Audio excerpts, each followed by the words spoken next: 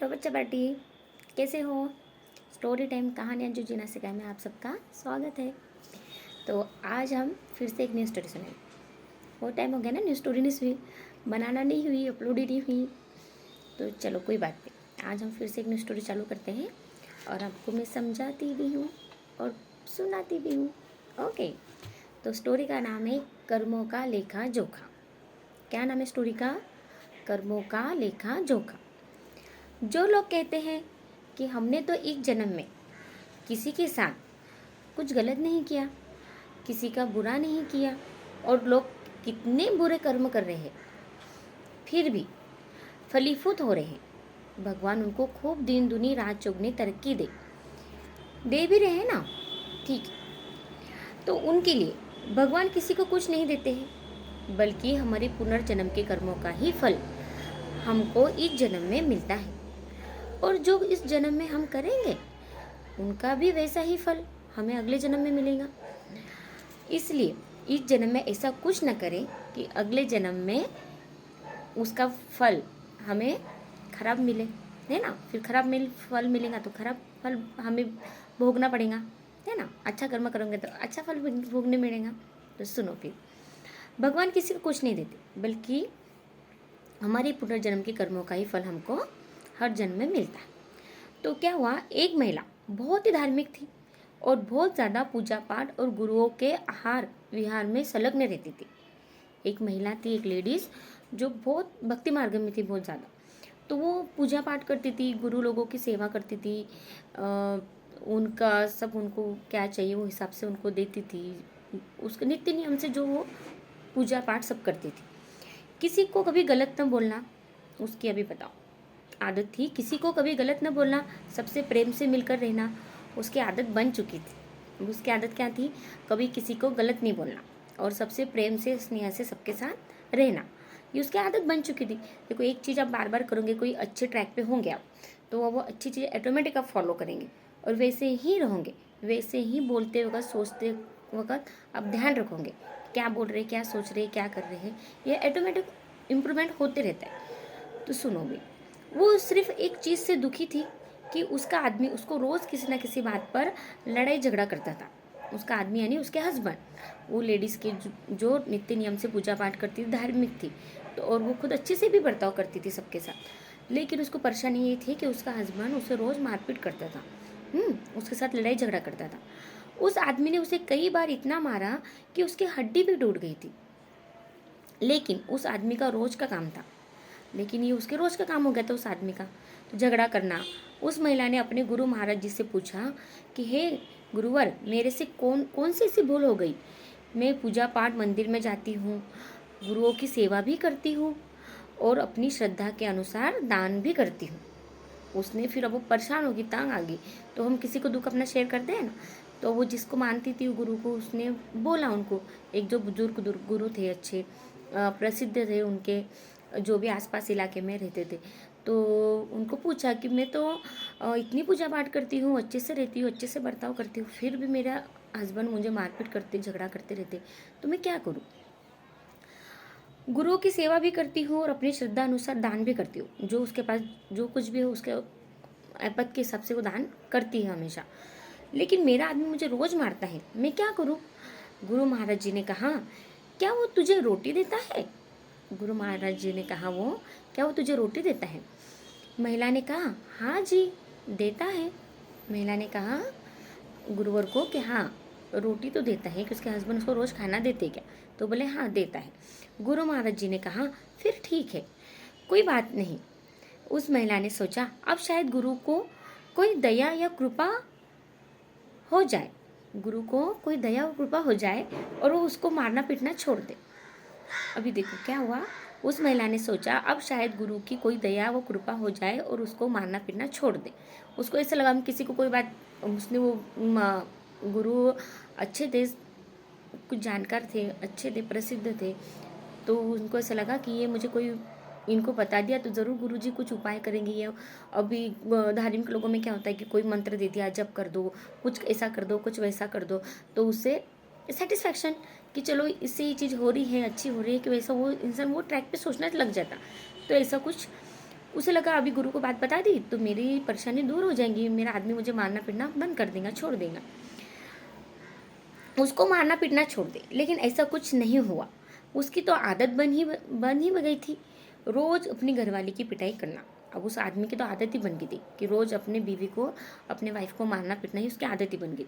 कुछ साल और निकल गए, ऐसे ही कुछ साल और निकल गए। फिर महाराज जी से कहा कि मेरा आदमी मुझे रोज पीटता है, मेरा कसूर क्या है गुरुजी। अब उसने लास्ट टाइम भी बताया था गुरुजी को, तो गुरुजी ने उसे कहा था वो आपको खाना देता है, रोटी देता है, तो उसने कहा हाँ। तो बोले ठीक है। पर वो फिर उसे लगा गुरुजी को पता है तो गुरुजी ज़रूर कुछ उपाय कर होंगे, कुछ मेरे लिए उन्होंने ध्यान किया होगा, मेरे लिए कुछ अच्छा। ऐसा होता है कि कुछ किसी को हम बताते हैं तो गुरु महाराज जी को तो उनको लगता है कि कोई पूजा पाठ कर दिया होगा मेरे लिए शायद, तो कुछ अच्छा हो जाएगा। ऐसा उसने सोचा था कुछ अच्छा हो जाए, पर ऐसा कुछ हुआ नहीं था। वो उसका जो उसके हस्बैंड उसको जो तकलीफ देते थे वो देते ही थे, और कुछ साल इसमें बीत गए हो। फिर उसने दोबारा महाराज जी से कहा तो महाराज जी ने कहा अब मैं क्या करूँ, मेरा इसमें क्या कसूर है गुरुजी, ये क्रिया तो अभी तक चलती आ रही है। महाराज जी ने फिर से कहा क्या वो तुम्हें रोटी देता है। अब फिर से गुरुजी ने क्या कहा, क्या वो तुम्हें रोटी देता है। उस महिला ने कहा कि देता है। तो महाराज जी ने कहा फिर ठीक है। तो फिर महाराज जी ने कहा तो ठीक है ना, रोटी देता है तो तुम अपने घर जाओ। महिला बहुत निराश हुई कि महाराज जी ने कहा हाँ ठीक है। वो घर आ गई, लेकिन उसके पति के स्वभाव वैसे का वैसा रहा, रोज उसने लड़ाई झगड़ा करना ही करना है। वो अब 2 बार गुरुजी को पता ही, तो भी गुरुजी ने 2 बार एक ही सवाल पूछा, क्या वो रोटी देता है। पर कुछ असर हुआ नहीं उसके आदमी पे, उसके हस्बैंड पे, वो लड़ाई झगड़ा करता ही है। वो महिला बहुत तंग आ गई, अब वो परेशान हो गई ये सब चीज़ों से। कुछ 1 साल गुजरे, फिर गुरु महाराज जी के पास गई कि वो मुझे अभी भी मारता है। फिर और कुछ साल बीत गए और फिर से गुरु महाराज के पास गए, फिर कहा, बोलते ना तुम्हारा क्या हाल चाल है, क्या चल रहा है, तुम्हारा हाल क्या है, मतलब स्थिति क्या है और चाल क्या है।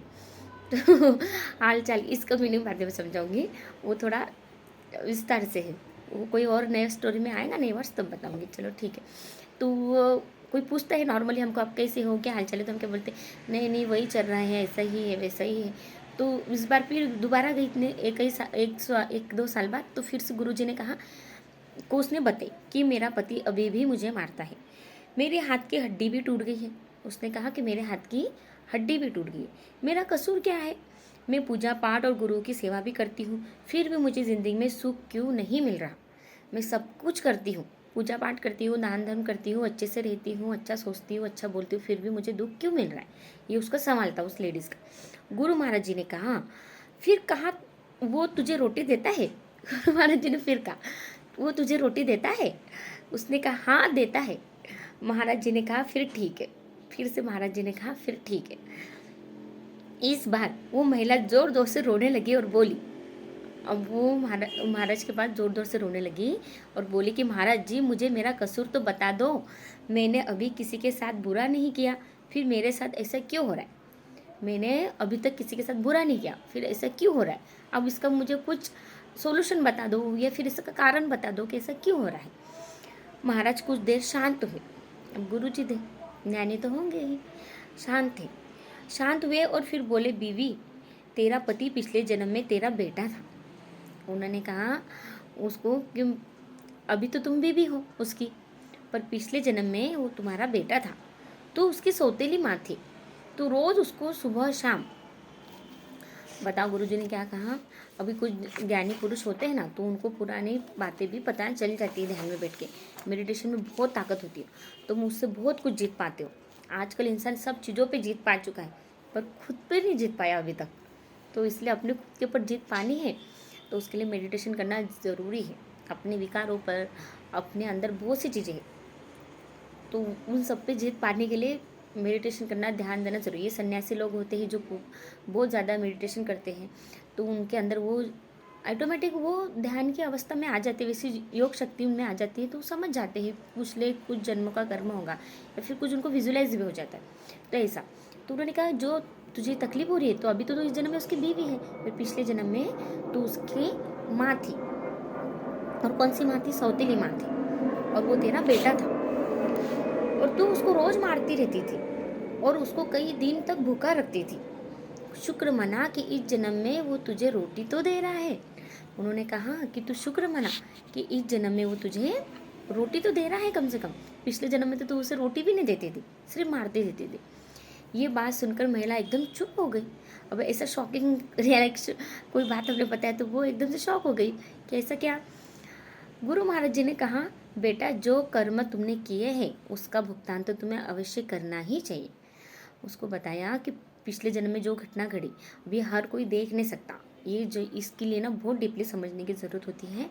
पर अभी बच्चों अभी आप ऐसे ही समझो, ठीक है, कहानी के थ्रू, और जस्ट फॉर मतलब इमेजिन कर लो कि ऐसा कुछ होता है। अभी आपको ये बातें समझ में नहीं आएगी, और समझ में आती है तो अच्छी बात है। तो सुनो, तो इसमें ज़्यादा डीपली जाने की ज़रूरत नहीं, जस्ट फॉर लाइटली ये कहानी आप लो। तो वो पिछले जन्म में कि उन्होंने बताया गुरु जी ने, तो तुझे पिछले जन्म में तुझे इतना मारती पीटती थी, तो ये जन्म में तुझे हो कम से कम तेरा पति बन के तुझे रोटी तो दे रहा है, तो तू इसका शुक्र बना। और कर्म के जो भोग होते वो तो भुगतना ही पड़ते और भुगतना ही चाहिए। तो चुप होगी। फिर क्या हुआ, गुरु महाराज जी ने कहा, बेटा जो कर्म तुमने किए उसका भुगतान तो तुम्हें अवश्य करना ही पड़ेगा। फिर उस महिला ने कभी महाराज से शिकायत नहीं की कि क्योंकि वो सच को जान गई थी। फिर वो महिला ने, वो लेडीज़ ने गुरु महाराज से कभी शिकायत नहीं की। वो बार बार सवाल पूछती थी, मेरा पति क्यों मार पीटता, मैं तो ये करती, मैं तो वो करती। पर वो तो ये इस जन्म के लिए करती ना, इस जन्म में करती, इस जन्म का फल अगले जन्म में मिलेगा, ये कुछ समय बाद मिलेगा। ये तो पिछले जन्म में अच्छे कर्म किए थे तो उसका फल ये जन्म में मिलेगा, और पिछले जन्म में बुरे कर्म किए तो उसका फल इस जन्म में मिल रहा है। तो इसलिए हमें कभी भी किसी का बुरा नहीं करना चाहिए, सबसे प्रेम प्यार के साथ रहना चाहिए। हमारी ज़िंदगी में जो कुछ भी हो रहा है सब हमारे कर्मों का लेखा जोखा है, जिसका हिसाब किताब हमें ही देना है। पता है, मेरे पास बहुत सी स्टोरी है, ओरली मैं आपको बताऊँ, पर स्टोरी में पढ़ के सुनाने में मुझे बहुत अच्छा लगता है। मैं चाहती हूँ मेरे बच्चों को हर एक स्टोरी के वर्ड्स टू वर्ड्स समझे, और नए नए वर्ड्स आते हैं। अभी आज के हिसाब से मैं भी आपको मॉडर्न ही वर्ड्स बताऊँ, फिर पुराने वर्ड्स आपके ध्यान में ना आए, हर कोई वही बता रहा है। तो इसलिए रीड करके बताने से आपको बहुत पुराने वर्ड्स आपको समझ में आते हैं ना। फिर कोई चीज़ नहीं भी समझ में आए तो मुझे कमेंट्स कर सकते हो, या फिर कई और आप बड़ों से पूछ सकते हो, घर में अपने बड़े बुजुर्ग होते हैं तो वो तो बताते ही है ना। ये देखो, ये जो कहानियाँ होती हैं ये हमें कुछ ना कुछ सिखाती। अब ये कहानी से हमने क्या सीखा, ये सीखा कि अभी हम जिस जन्म में जी रहे हैं, अभी ये हमारा इतना अच्छा ब्यूटीफुल जीवन है, जो भी है जैसा भी है, सोचो कि दूसरों से तो बेहतर ही है। अभी हम कहाँ हैं, जब भी ऐसा लगे कि हम ऐसे वैसे कुछ ना कुछ, तो सोचना थोड़ा कि हम दूसरों से काफ़ी बेहतर। अभी इस पर बहुत से कहानी है, ये चीज़ों पे मैं एक एक कहानी बताऊंगी, क्योंकि वो वीडियो बड़ा बन जाता है ना अगर आपको बहुत डिटेल में बताऊँ तो। ठीक है, अभी यही समझना है स्टोरी में कि अच्छे काम करो, अच्छे से रहो, अच्छे से बर्ताव करो, किसी को दुख मत दो। और किसी से कोई हमको दुख दे रहा है तो समझो वो एक ड्रामा है। हमने पिछले जन्म में कोई कर्म किया होगा, उसका वो हमें इस तरह से तकलीफ दे रहा होते ना। कोई कोई मेंबर घर में हमारे हमें बहुत तकलीफ देते रहते हैं, हम कितने भी अच्छे से बर्ताव करें वो हमारे बात का उल्टा ही जवाब देंगे, उल्टा ही मतलब निकालेंगे। हमेशा हर किसी न किसी तरह से हमें ठेस पहुँचाएंगे, शारीरिक मानसिक। तो छोड़ दो, सोचो कि कुछ ना कुछ होगा इनके साथ, हमारा हिसाब किताब कार्मिक अकाउंट होगा। इसलिए अभी इस जन्म में किसी के साथ कार्मिक अकाउंट नहीं बनाए। किसी ने कुछ बोला, उनको दो बातें समझा दो, नहीं समझते तो बोलना जय राम जी की, ठीक है आप सही मैं गलत, इट्स ओके, होगी बात, वही फुल स्टॉप लगा के अकाउंट क्लोज कर दो। इसलिए कभी किसी को हम इस जन्म में गाली भी देते हैं तो अगले जन्म में वो हमको दोबारा गाली देगा, फिर हम बोलेंगे मैंने तो इसको कुछ नहीं बोला था, फिर क्यों दिया। तो इसलिए किसी के साथ बुरा बर्ताव नहीं करना, अच्छे से रहना, किसी के साथ कोई अकाउंट नहीं बनाना। अकाउंट बनाना मीन्स क्या होता है, हम किसी को बुरा भला कहते हैं, फिर वो हमको बुरा भला कहता है, फिर अपने वाइब्रेशन उसको जाते हैं, उसके वाइब्रेशन हमको आते हैं, फिर हम जो भी चीज़ें करते हैं, हम पढ़ाई करते हैं, मेडिटेशन करते हैं, जो भी काम करते हैं, फिर उसमें डिस्टर्ब करते हैं, फिर वो हम आगे की चीज़ें नहीं कर पाते, वही चीज़ें उनके वाइब्रेशन आके हमको तकलीफ देते। फिर हम कभी कभी क्या होता है, मुँह से भले ही कुछ ना बोल पाए पर वो वाइब्रेशन से हमारे एक दूसरे इतना कुछ बोल देते, फिर हमको तकलीफ होती है। फिर हमें ऑटोमेटिक उनके बदले ऐसी भावना आती है, ऐसी घृणा आती है। तो किसी ने कुछ बोला भी तो ठीक है, वो बात को पर क्लियर कर लो कि ये बात ऐसी थी ऐसी थी ऐसी थी, ऐसी हो गई, कुछ गलती हो गई तो उसके लिए सॉरी बोल दो, नहीं हुई होंगी तो उनको समझा दो। पर जो व्यक्ति समझने वाला नहीं तो उनसे फुल स्टॉप लेके आगे बढ़ो यार, जस्ट फॉर इग्नोर, इसके से ऑप्शन नहीं। चलो ठीक है, अभी story moral of the story थी, अच्छा करना है और अच्छा रहना है। ओके बाय, स्टोरी टाइम में आप सबको बाय बाय।